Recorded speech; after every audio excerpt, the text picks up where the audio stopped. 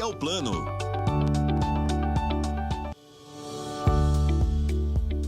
Muito bom dia a você de casa, sejam todos bem-vindos a mais um final de semana aqui na tela da sua TV Arapuã, no programa Saúde e Você. Desde já agradeço a companhia de todos que vai ficar comigo e conosco do programa a partir de agora. E você também, a partir de agora, vai conferir os destaques do programa de hoje. Nesta edição, vamos saber como lidar com os desafios. Aqui no estúdio, um especialista vai dar algumas dicas de como enfrentar esses momentos. E mais, profissionais de saúde que estão na linha de frente ao enfrentamento contra a Covid-19 falam da experiência com a pandemia e o que levam de lição para a vida. Sejam muito bem-vindos, o Saúde Você está no ar.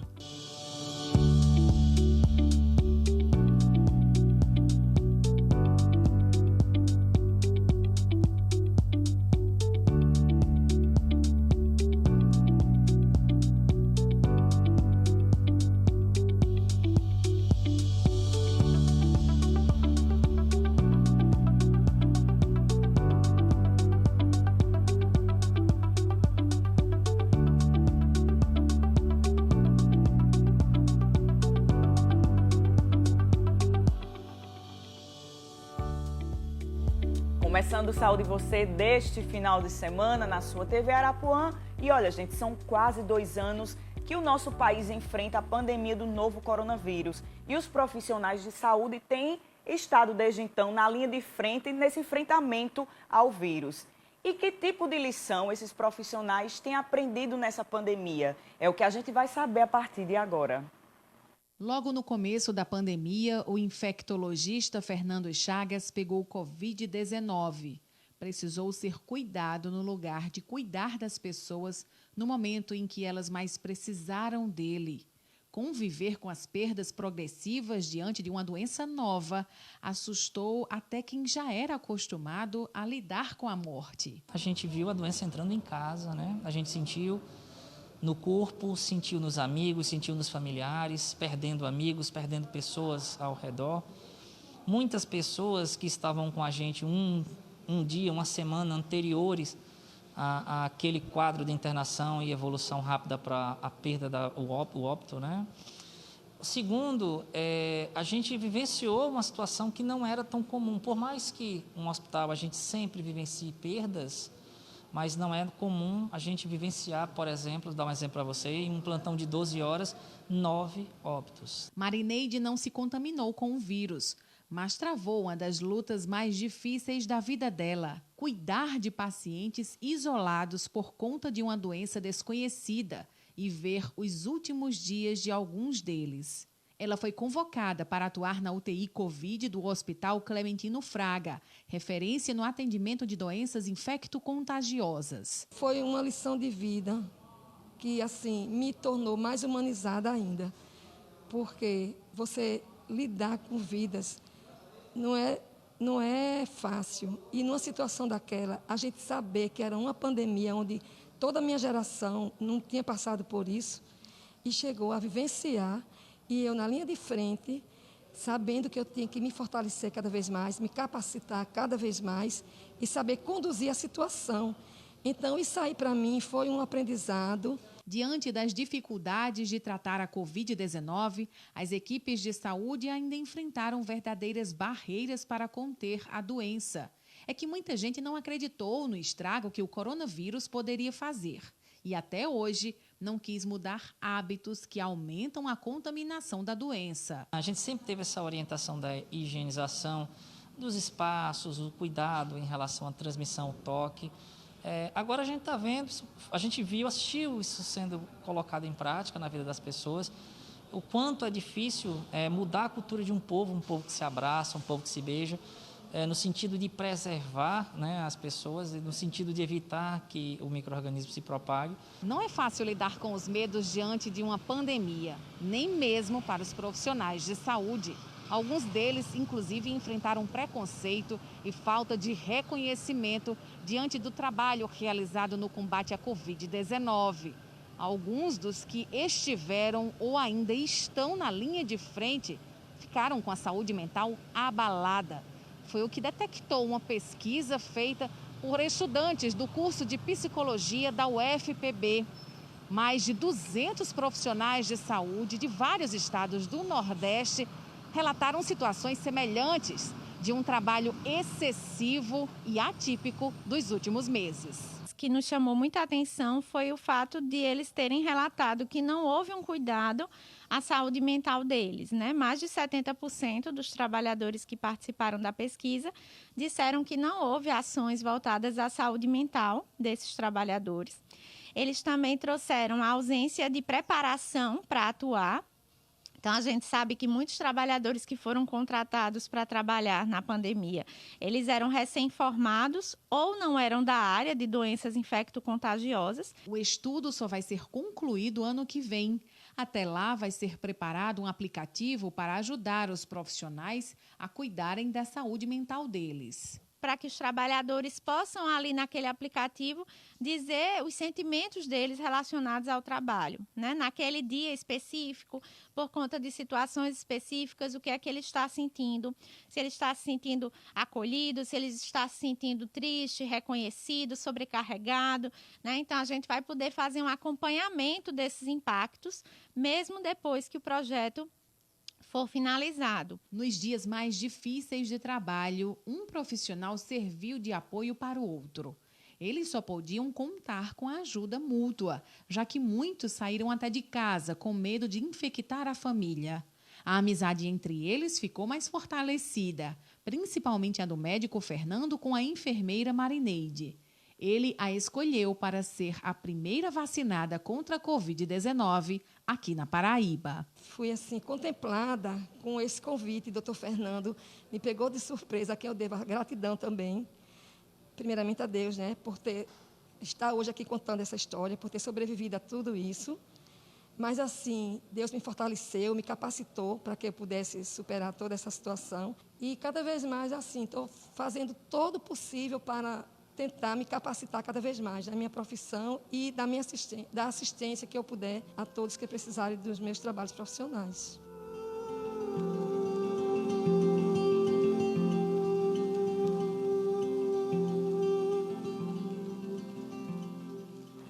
Olha aí, matéria forte, impactante, que mexe, querendo ou não, com o nosso psicológico. E aí já vou até externar o convite para doutor Fernando, venha nos visitar, viu, que estamos com saudade, faz tempo desde que começou tudo aí nessa pandemia, nunca mais nos vimos. O Saúde Você tem muito carinho pelo senhor e venha nos visitar, viu? E aí falando sobre questão de tombos, perdas, ganhos, conquistas, querendo ou não, que são inevitáveis na nossa vida, né? E a pandemia nos colocou diante de muitos desafios e também perdas. Mas como lidar com os novos desafios, como lidar com o medo, é o que a gente vai aprender a partir de agora, ou pelo menos tentar aprender. Recebo aqui o psicólogo Fabrício Oliveira. Seja bem-vindo, Eita, quase não sai. Fabrício, um prazer recebê-lo. Fazia tempo que a gente não se encontrava aqui, né? Agora tudo voltando ao seu normal, se Deus quiser. Pois é, obrigado, doutora Tati. É sempre um prazer, né, receber esse convite, estar aqui, né, trazendo informações, né, ajudando as pessoas a lidar com essa novidade, né, que foi esse vírus. Então, quando se fala de perdas e de como eu vou enfrentar esses desafios futuros, a gente tem que ir no dicionário e procurar a palavra resiliência, né? Então, a gente tem que se dar as mãos entre si, né, com a questão da resiliência, porque vai ser um novo diferente. Exato. A ficha vai cair agora no Natal, no Ano Novo, no começo do ano. E que ficha é essa?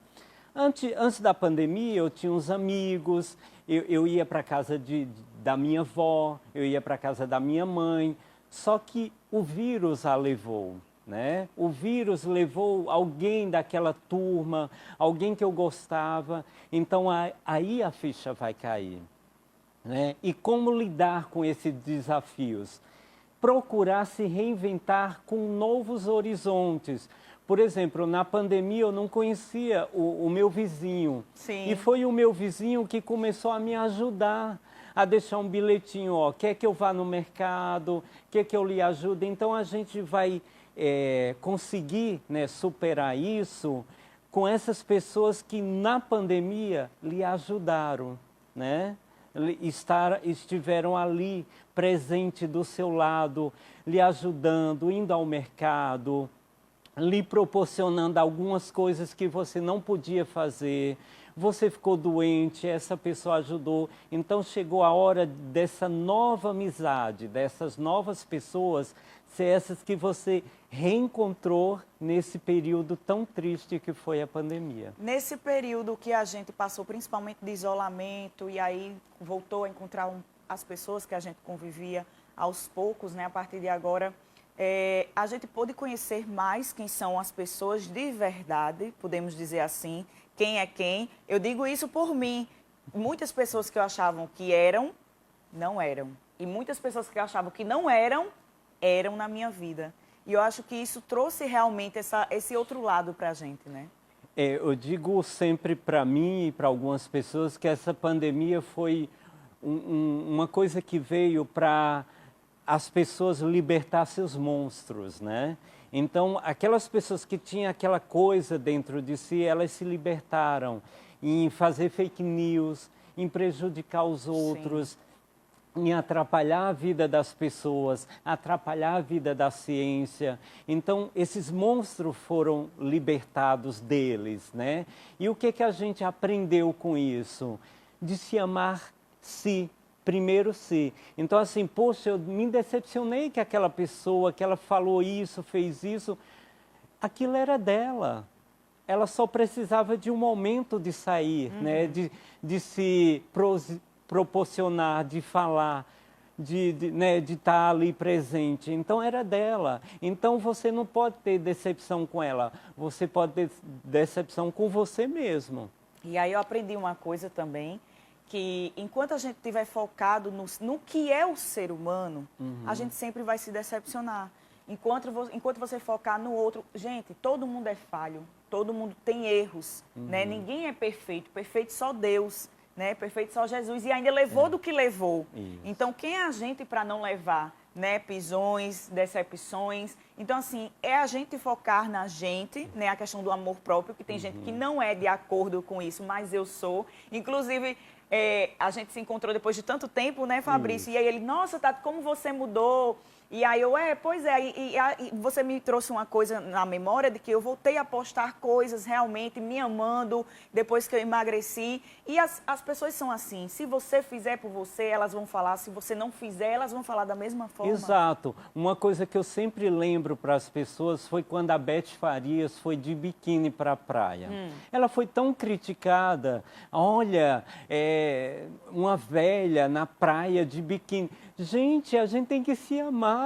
Tem coisas que a ciência não pode, né? Eu não posso, a ciência ainda não tem o poder, né, de retardar meu envelhecimento. Então eu tenho que aceitá-lo, ele do jeito que ele vai vir.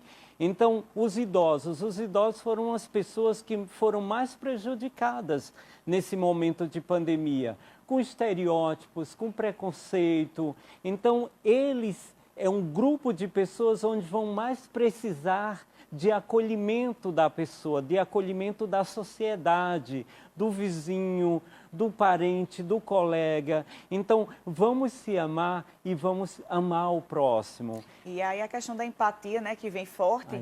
E aí uma coisa interessante, por mais que a gente ainda tente levar isso para quem está em casa, tem pessoas que ainda têm a palavra medo dentro de si, na sua vida, como uma pequena palavra, como algo tão grande, seja para o lado pessoal, profissional, amoroso. Então, por que ainda as pessoas têm tanto medo do medo? Medo de errar, medo de ser criticado? Uma coisa interessante, doutora Tati, essa pergunta, porque as pessoas não têm medo de errar, elas têm medo do que os outros vão achar. Né? Ai, se fulano achar isso. Então, esse público idoso que eu trabalho, que eu gosto muito, é um público que eu sempre falo e sempre mostro empoderamento. E se alguém achar, não importa, o que importa é você. Você não está feliz? Então pronto, o resto que se exploda. Você tem que pensar em você. Eu estou bem, eu estou feliz, então eu trabalho com idosa e agora eu estou voltando a encontrar ela, já está na 3ª dose. E eu peguei essa idosa no buraco, lá no fundo. Então hoje ela põe o batom que ela quer, veste a roupa que ela quer, sai a hora que quer e nem está aí para os filhos, para as noras. Ela é feliz do jeito que ela quer. Então é isso, o medo é dos outros falar. A partir do momento que você se olha no espelho e fala, eu não tenho medo do que falar, eu vou ser feliz, aí a vida continua. A gente só tem que ter medo de um, que é quem quem tem direito de nos julgar, né? Que é quem nos fez. Porque se a gente for viver realmente de acordo com os julgamentos das pessoas, eu digo isso porque eu vivi vários extremos na minha vida e até hoje, olha, enquanto a gente for vivo, a gente vai ser julgado e criticado. Exato. Então, como o Fabrício disse aqui, que eu não posso falar detalhadamente, mas vocês vão entender que é apertar a tecla, né? Para um bom entendedor, meia palavra basta. E aí viver realmente, principalmente com o ano que a gente vai ter agora, com tantos desafios que vão vir, com tantas perdas que ainda vão ter, infelizmente. A gente sabe que a ciência é algo um pouco demorado. A gente está na questão da vacinação, já na questão da 3ª dose, está respondendo muito bem, só que a gente não sabe o que é que nos espera ainda lá para frente. Por isso que eu estava até conversando aqui com o Fabrício nos bastidores, a área de psicologia na Federal teve um aumento gigante de procura em pessoas que querem fazer o curso, porque realmente a área de psicologia, a área de psiquiatria, que é quem trabalha com a mente, psicanálise diretamente, gente, o nosso mundo adoeceu mentalmente. E vem adoecendo cada vez mais. E o engraçado, doutora Tati, é que isso já é pesquisas antes da pandemia, já se falava na doença mundial, né? Que era a depressão. Né? E era essa doença psíquica, já falava antes da pandemia. Imagina futuramente. Eu acabei de terminar o mestrado, né? Já estou na parte de banca, graças a Deus, onde eu entrevistei 322 idosos sobre o momento de pandemia, né? Medo de morte, não tiveram amparo, né, de acolhimento. Então, uma coisa que foi um achado nessa pesquisa foi que os idosos que moram sozinhos não sentiram tanta solidão do que os que moram com a família. Então, poxa, mas o filho não ficou home office, as crianças não ficaram... Mas eles têm o mundo deles. O idoso, antes da pandemia, ele saía e viajava, aí parou. Então, ele sentiu falta disso, né? É verdade. E aí você aborda muito bem, que é a sua parte, né? A parte dos idosos. E aí a gente sempre está trazendo isso porque realmente é algo mais delicado de se lidar, né? O idoso, a criança em si, são os extremos da vida, que acabam se unindo, querendo ou não, e se tornar algo muito delicado para a medicina, para a psicologia, para a ciência de forma geral. Mas sabe de uma coisa, doutora Tati, que é importante, eu sempre falo, a gente levar tudo que a gente passou nesse 1 ano e 9 meses, quase 2 anos, as coisas positivas, né? Poxa, eu conheci meu vizinho, que a gente nunca se via. Poxa, eu parei para conversar com minha família. Por exemplo, eu digo por mim como pessoa. Eu parei para fazer o meu mestrado devido à pandemia, que eu não tinha tempo para nada. Era curso, congresso, palestra, viagem. Então, essa pandemia, eu estou levando pelo lado positivo. Foi ela que me segurou dentro de casa e falou, ó, Fabrício, faça seu mestrado agora, chegou o momento. Né? Porque como é um mestrado... online, né, EAD, lá de Barcelona, na Espanha. Nossa, então eu tinha que parar mesmo, aprender. Levei uma surra de aprendizado, porque é muito difícil. A Espanha foi o primeiro lugar onde se falou em envelhecimento, né? Então tinha muita coisa nova que eu aprendi.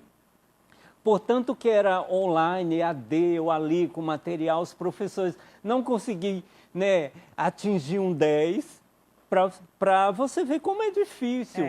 Imagina se eu tivesse com a vida corrida. Então, assim, vamos levar esse momento de pandemia positivamente. E aí você falando do seu lado profissional, quero até externar para quem está em casa também, algumas pessoas nessa pandemia ficaram desempregadas, né? Outras ainda estão sem saber que rumo tomar, ou áreas diferentes que querem levar para a vida daqui em diante, de uma outra área profissional. Para essas pessoas que, querendo ou não, acaba tendo medo, o medo do novo, mas o medo de mudar de área, como é que elas devem tentar driblar isso? O engraçado, doutora Tati, que a gente sempre trabalha sobre o novo. Tem muita gente que tem medo do novo. Aí a gente começa a simplificar a vida dela, tipo assim, você comprou um vestido e usou, ele era novo. Como foi usar ele? Eu me senti bem. Pronto. É a sua nova projeção futura. Como vai ser esse curso? Como vai ser esse emprego? Igual o vestido que você vestiu e se sentiu bem.